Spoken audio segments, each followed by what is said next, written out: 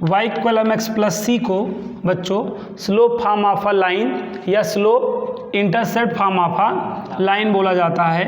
y equal M X plus C को रेखा का प्रवणता रूप या प्रवणता अंतखंड के रूप से जाना जाता है। ठीक, जहाँ पे c क्या होता है, जहाँ पर c क्या होता है, y एक्सिस पर इंटरसेप्ट होता है। y एक्सिस का जो इंटरसेप्ट होता है वो c होता है और m आपका क्या होता है, स्लोप। m आपका क्या होता है, स्लोप, और c क्या होता है, intercept. Intercept on y axis.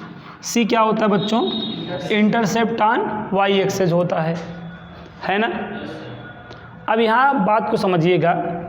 अब इसका मतलब आपके माइंड में यही होगा कि अगर हम slope form of a line है तो मतलब लाइन कुछ ऐसे पासिंग थ्रू हुई रही होगी और ये इंटरसेप्ट सी है ना।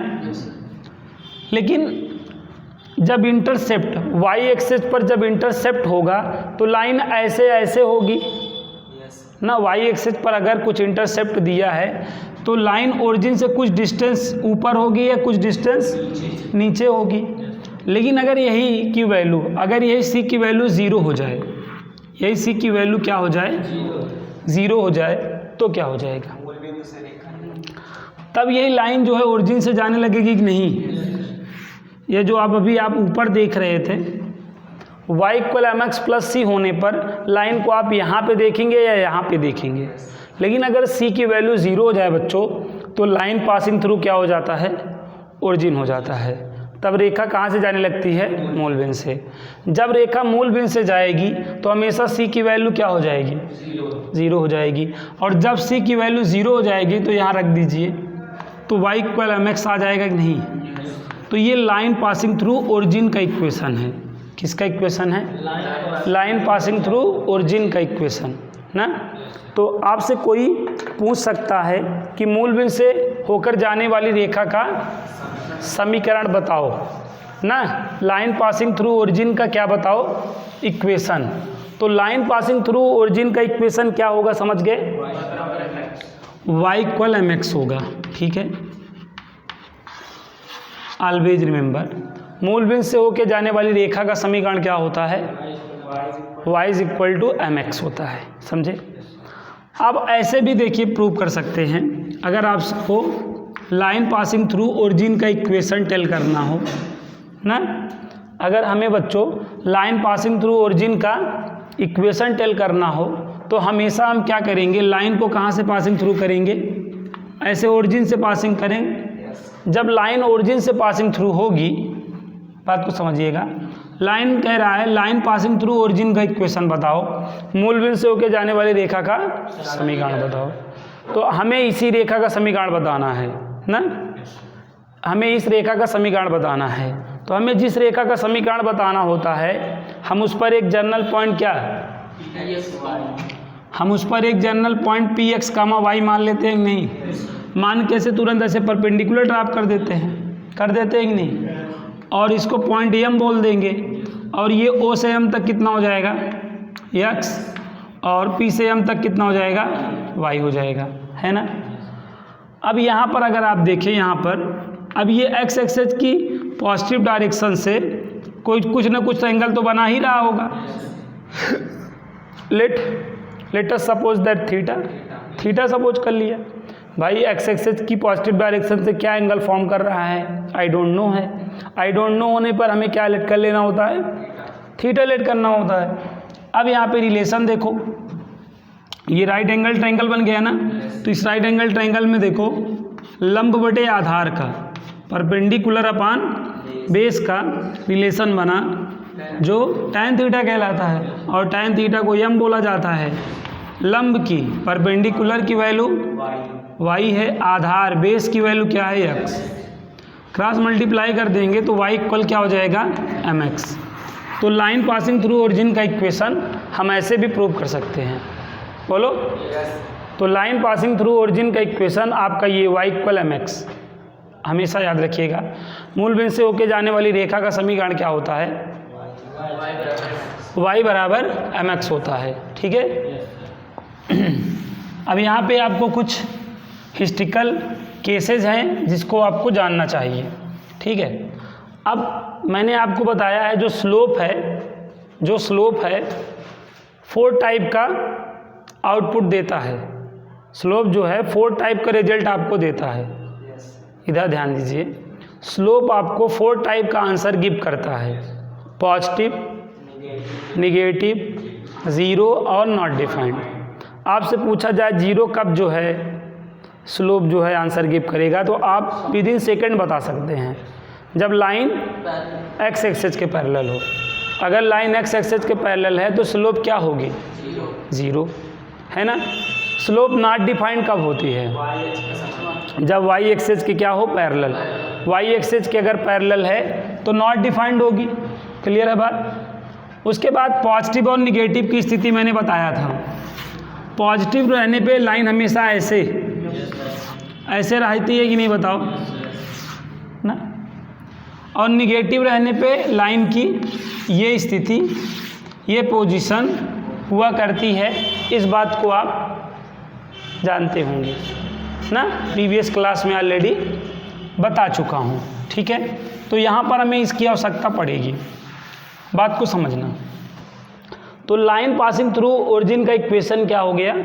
y = mx हो गया। अब लाइन पासिंग थ्रू ओरिजिन के लिए आपको 2 स्थिति याद रखनी होगी। भाई लाइन पासिंग थ्रू ओरिजिन का एक स्थिति तो ये हो गया, लाइन पासिंग थ्रू ओरिजिन का एक केस तो ये हो गया, और एक अदर जो है ये हो गया। समझ में आ रहा है बात? तो अगर लाइन पासिंग थ्रू ओरिजिन बोला जा रहा है तो आप ये लाइन समझोगे कि ये लाइन समझोगे, ठीक है। यहाँ पे ध्यान समझिए, ये फर्स्ट होता है कि नहीं, ये सेकंड, ये थर्ड और ये फोर्थ, है ना। तो ये 1 और 3 क्या होंगे? ऑड नंबर्स होते हैं कि नहीं, विषम संख्याएं होती हैं कि नहीं। और 2 और 4 क्या होगी? सम संख्या, इवन नंबर्स होंगे। तो कहने का मतलब लाइन पासिंग थ्रू ओरिजिन की 2 स्थिति है, 2 केसेस हैं, एक इवन केसेस है और एक ऑड केसेस है। ऑड समझते हो, ये ऑड हो गया और ये क्या हो गया? इवन, ठीक है। तो लाइन पासिंग थ्रू ओरिजिन में कब आपका इवन केसेस अराइज होगा और कब ऑड केसेस अराइज होगा, ये आप बता सकते हैं। ये वाला केसेस कब अराइज होगा? ऑड वाला। स्लोप कैसी रहने पे ये लाइन पासिंग थ्रू ओरिजिन का यही आप जान चुके हो, ठीक है। यम पॉजिटिव होने पर, बात समझ रहे हैं ना, यम अगर पॉजिटिव है तो लाइन पासिंग थ्रू ओरिजिन की ये स्थिति होगी कि नहीं? कौन वाली? ऑड वाली होगी ना, ऑड वाली होगी। और अगर क्या होगा? निगेटिव होगा तो लाइन पासिंग थ्रू ओरिजिन आप ये इवन वाला केस समझोगे कि नहीं? समझ गए। तो लाइन पासिंग थ्रू ओरिजिन के लिए 2 केस है, एक आप ऑड केस समझ लो और एक इवन। ये ऑड है कि नहीं? ये इवन है। तो ऑड से कब जाएगा, समझ गए? जब m पॉजिटिव होगा, क्योंकि यार आप देखो स्लोप पॉजिटिव होने पे ऐसे ही तो आपकी लाइन ड्रान होती है। तो जब इसी के बिहाफ पे ड्रान होती रहेगी तो एक टाइम ऐसा आएगा ओरिजिन से भी ड्रान हो जाएगा। तो अगर स्लोप पॉजिटिव है that means line passing through origin की ये स्थिति है ना। और अगर क्या है बच्चों, स्लोप क्या है? निगेटिव। स्लोप निगेटिव होने पे लाइन की ऐसी स्थिति हुआ करती थी, याद करो। जब ऐसे आप ड्रान करते रहोगे तो ऐसे होके नहीं जाएगी। तो इस बात को आप हमेशा याद रखो, ठीक है, याद रहेगा। तो स्लोप ऑफ अ लाइन के लिए, मतलब लाइन पासिंग थ्रू ओरिजिन के लिए, लाइन पासिंग थ्रू ओरिजिन की कितनी स्थिति हो सकती है? 2 स्थिति हो सकती है, एक ऑड हो सकती है और एक इवन। ऑड स्थिति कब आपको? जब हमारी स्लोप पॉजिटिव रहेगी तो वो ना ऑड केसेस को अराइज करेगी, समझ रहे हैं ना। और अगर स्लोप क्या होगी? निगेटिव होगी तो वो इवन केसेस को अराइज करेगी, ठीक है, हमेशा याद रखिए ना। अब आप एक क्वेश्चन लिखिएगा मूल बिंदु से होकर जाने वाली रेखा का समीकरण ज्ञात कीजिए।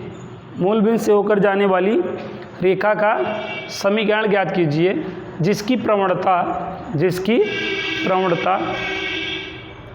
2/3 है, जिसकी प्रवणता 2/3 है।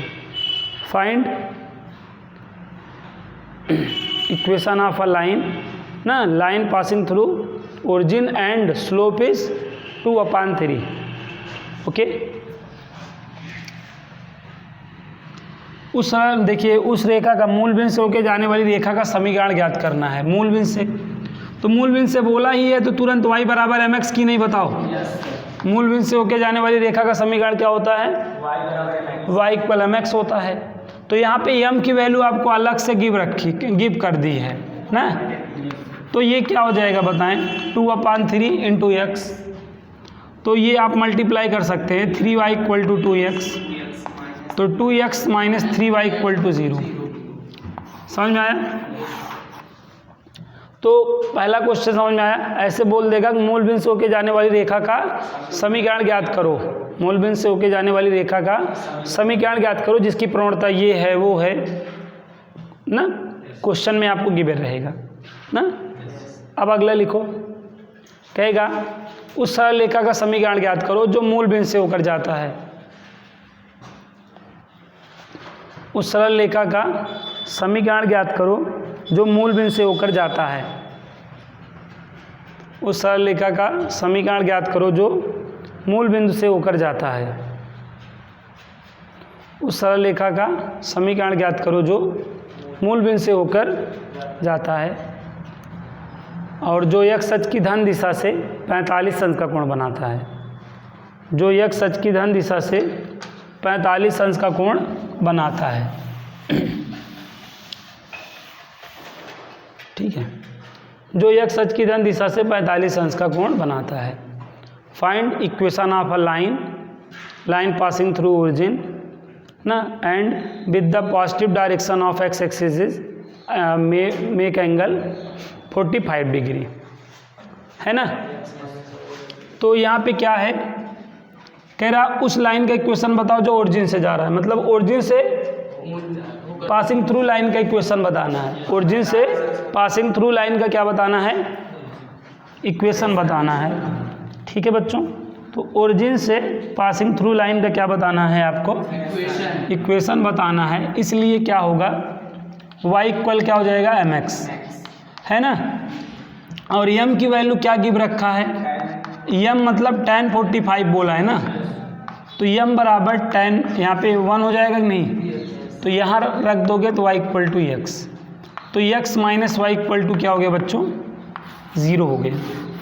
ठीक है, इस चीज़ को आप हमेशा याद रखिए। बोलिए, याद रहेगा? इस चीज़ को आपको हमेशा याद रखना है। तो लाइन पासिंग थ्रू ओरिजिन का इक्वेशन y इक्वल mx होता था ना, x एक्सिस की पॉजिटिव डायरेक्शन से क्या बना रहा था ना, तो आपका tan 45 हो गया, m की वैल्यू क्या हो गई? 1। तो यहाँ पे y equal x minus Y equal to क्या आ गया? 0। ठीक है, इक्वेशन में आप एक बात कंसीडर करिए। इक्वेशन में जो मूल बिंदु से पासिंग थ्रू का इक्वेशन है, आप उसमें देखें x y की टर्मोलॉजी आएगी, कांस्टेंट हमेशा 0 रहेगा। समझ रहे हैं बात को? जैसे मैं ये 3x plus 7y equal to ये कोई क्वेश्चन दे दिया, तो आप तुरंत ये टेल कर सकते हैं कि ये लाइन पासिंग थ्रू ओरिजिन है। क्या है ये लाइन पासिंग थ्रू ओरिजिन है। बात को समझिए, अगर 3x प्लस 7y बराबर 0 है तो ये किसका इक्वेशन हुआ? लाइन पासिंग थ्रू ओरिजिन का। तो लाइन पासिंग थ्रू ओरिजिन की क्या स्पेशलिटी है? लाइन पासिंग थ्रू ओरिजिन की ये स्पेशलिटी है कि उसमें कांस्टेंट टर्म 0 होगा, कांस्टेंट टर्म 0 होगा। ठीक है, अगर मैं आपसे ये लाइन पूछूं ना, तो ये किस क्वाड्रेंट से जाएगी? ये ओरिजिन से नहीं जाएगी, एकदम श्योर हो जाओ, क्योंकि इसमें कांस्टेंट टर्म होगी। जिसमें कांस्टेंट टर्म हो जाएगा वो ओरिजिन से नहीं जाएगी, ओरिजिन के दाएं बाएं इधर उधर से ही जाएगी। लेकिन अगर कांस्टेंट जीरो है इक्वेशन में, समझ रहे हैं ना, हमेशा याद रखिएगा इस बात को, इक्वेशन में क्या कांस्टेंट जीरो है, इक्वेशन में कांस्टेंट जीरो है तो लाइन पासिंग थ्रू ओरिजिन होगी, रेखा हमेशा मूल बिंदु से होकर जाएगी। ये बात आप लिखना चाहो तो लिख सकते हो। जब भी समीकरण में अचर पद शून्य होगा तब रेखा हमेशा मूल बिंदु से होकर जाएगी, ठीक है, रेखा हमेशा मूल बिंदु से होकर जाएगी। इक्वेशन में जब भी कांस्टेंट जीरो होगा तो लाइन पासिंग थ्रू ओरिजिन रहेगी, लाइन पासिंग थ्रू ओरिजिन रहेगी, है ना, लाइन पासिंग थ्रू क्या रहेगी, ओरिजिन, ठीक है, लाइन पासिंग थ्रू ओरिजिन। अब यहाँ पे जैसे मैं आपको ये आपसे पूछूं 2x - 3y = 0, ये है। मैं आपसे अगर ये पूछूं कि ये लाइन किस क्वाड्रेंट से, मतलब लाइन पासिंग थ्रू ओरिजिन होगी, लेकिन ये इवन वाली स्थिति को एराइज करेगी कि ऑड वाली, बता सकते हैं आप, ठीक है। तो ऐसा करने के लिए ना पहले आप ये फॉर्म बना लीजिए, y = mx के रूप में पहले इसको बना लीजिए ना, बना लेंगे तो आपको मालूम हो जाएगा। तो यहाँ पे देखें 2x = 3y हो गया कि नहीं, तो y = क्या आ गया, 2/3 × x ना, बताएं। अब यहाँ पे y = mx से कंपेयर करें तो m क्या है, देखो 2/3, मतलब पॉजिटिव आया ना, तो पॉजिटिव होने पे स्लोप जान ही रहे हो, लाइन ऐसे ड्रान होती है तो लाइन पासिंग थ्रू ओरिजिन की यही स्थिति तो होगी, समझ में आया बात। तो तुरंत आपको ये लाइन जो है ड्रान कर देना है। ऐसे भाई इक्वेशन दिया रहेगा तो आप ये फॉर्म में बना लोगे y = mx में, तो लाइन जान जाओगे, लाइन पासिंग थ्रू ओरिजिन की दो स्थिति हो सकती है, एक देख ही रहे हो, अगली ये हो सकती है। अब ये किस पे डिपेंड करती है, ये होगी कि ये होगी, स्लोप पे डिपेंड करती है कि स्लोप कैसा है, स्लोप पॉजिटिव है तो ये, स्लोप नेगेटिव है तो ये, समझ गए बात को कि नहीं। इस बात को आप हमेशा ध्यान में रखेंगे ना। तो इस पे 2 क्वेश्चन बनते हैं, आप जान ही गए हैं। ऐसे कहेगा मूल बिंदु से होके जाने वाली रेखाओं का समीकरण ज्ञात कीजिए, ठीक है, मूल बिंदु से होके जाने वाली रेखाओं का समीकरण ज्ञात कीजिए जिसकी प्रवणता -1/5 है। प्रवणता क्या है, -1/5 है, तो कर ही लेंगे, m के जगह -1/5 रख देंगे, ठीक है। या ऐसे बोल देगा उस सरल रेखा का समीकरण ज्ञात करो जो मूल बिंदु से होकर जाता है, जो x अक्ष की धन दिशा से 135 अंश का कोण बनाता है। बताओ x अक्ष की धन दिशा से क्या बनाता है, 135 अंश बनाता है, तो भी तो हो जाएगा ना। तो आप हमेशा याद रखिएगा। तो आई होप आपको मूल बिंदु से होकर जाने वाली रेखा का समीकरण का कॉन्सेप्ट समझ में आ गया होगा।